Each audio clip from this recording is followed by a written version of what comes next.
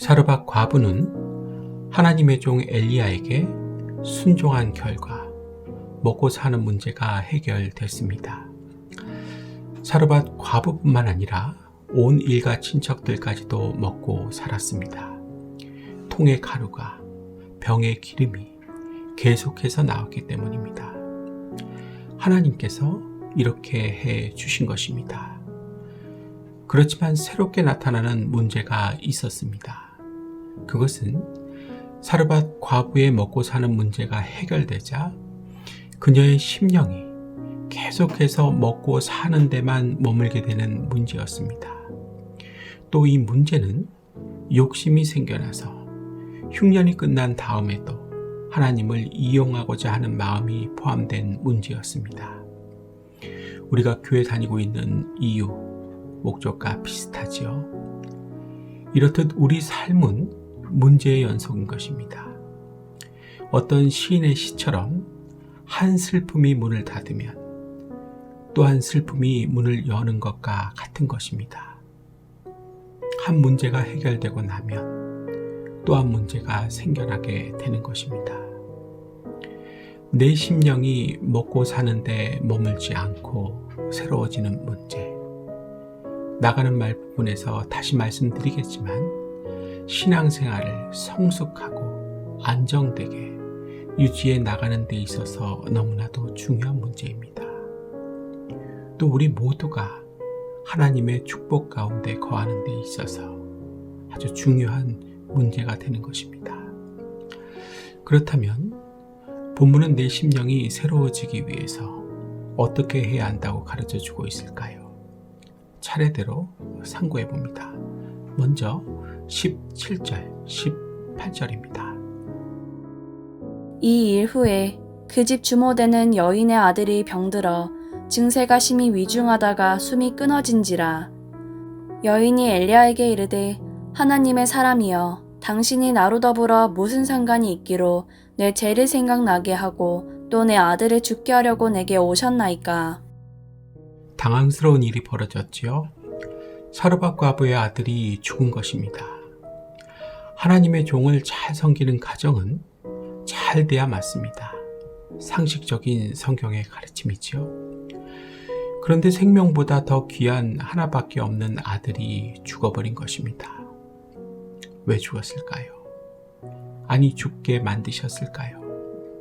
그것은 그녀의 죄가 생각났음에도 불구하고 그 죄를 회개하지 않았기 때문입니다. 18절에서 나로 더불어 무슨 상관이 있기로 내 죄를 생각나게 하고 이렇게 말한 것을 보면 엘리야가 함께 있는 동안에 하나님의 말씀을 가르쳐 주었다는 것을 알 수 있습니다. 그 당시 이스라엘의 제약상도 잘 가르쳐 주었을 것이고 비록 이방 나라 사람일지라도 바알신과 아세라 목상과 같은 우상을 섬기면 죄라고 가르쳐 주었을 것입니다. 그리고 특별히 지금 그 죄값으로 인해서 이스라엘 땅이 가뭄이라는 흉년이라는 재앙을 만난 것이라고 가르쳐 주었을 것입니다. 이렇게 배워가면서 자연스럽게 자신의 죄가 떠올랐겠지만 그 죄를 즉각적으로 회개하지 않고 그냥 버티다가 귀한 아들이 죽게 된 것입니다. 간단하게 말씀드리자면 기회가 많았는데도 끝까지 회개하지 않아서 회개시키려고 하나님께서 징계를 내리셨다 하는 것입니다. 사르밧 과부는 아들이 죽었을 때 무슨 죄가 생각났을까요? 보통 주경신학자들은 세 가지 죄가 생각났을 것이라고 합니다. 첫째, 그동안 우상을 섬긴 죄, 모르고 지은 죄도 죄는 죄인 것입니다. 둘째, 하나님의 종을 처음과 달리 무시한 죄. 처음에는 현실적으로 먹고 살게 해준 하나님의 종이 좋았습니다. 존경하고 순종했습니다. 하지만 시간이 지나면서 엘리야를 섬기는 것이 귀찮고 간섭받는 것이 싫었습니다. 또 엘리야의 인간적인 단점을 발견하고 실망했으며 처음과는 달리 짐처럼 느끼며 불편해했습니다.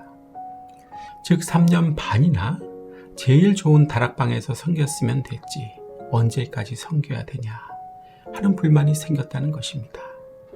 먹고 살만하니까 변한 것입니다. 그래서 신앙생활을 하는 데 있어서 절대적으로 필요한 것이 기억력이라고 하는 것입니다. 셋째, 지적해준 자기 결점을 고치려고 하지 않은 죄. 엘리야가 함께 살면서 사르밧 과부의 잘못을 볼 때마다 가르치며 그 잘못된 점을 지적해 주었으나 고치지 않았습니다. 어떻게 아느냐 하면 병으로 아들이 죽은 다음에 내 아들을 죽게 하려고 오셨습니까? 하며 대들고 따지고 원망한 것으로 보아 알 수 있는 것입니다. 그러니 사람 자체가 얼마나 못된 것입니까? 고쳐야 할 것이 많은 여자였던 것입니다. 사랑하는 여러분, 혹시 설교를 들으면서 생각나는 죄가 있으십니까? 그러면 회개하십시오. 그렇지 않으면 톡톡히 그 죄값을 치르게 됩니다. 그리고 회개한다는 것을 잘 이해하셔야 합니다. 제가 예를 한번 들어보겠습니다. 잘 한번 들어주세요. A라고 하는 사람이 B라고 하는 사람을 미워한다고 칩시다. A라고 하는 사람이 회개한다는 것이 어떻게 하는 것입니까? 한번 답해 보세요. 미워하는 것을 그냥 멈추는 것이 회개입니까? 하나님께서 간절히 원하시고 바라시는 회개는 사랑하는 데까지 가는 것입니다. 따라해 볼까요? 하나님께서 미워하는 것을 멈추는 것을 넘어 사랑하기까지 원하신다. 날 위한 하나님의 음성으로 들으실 수 있기를 바랍니다. 이런 식으로 하나님께서 원하시는 회개를 해야 내 심령이 새롭게 될 수 있는 것입니다. 따라해 볼까요? 심령이 새로워지려면 회개해야 한다.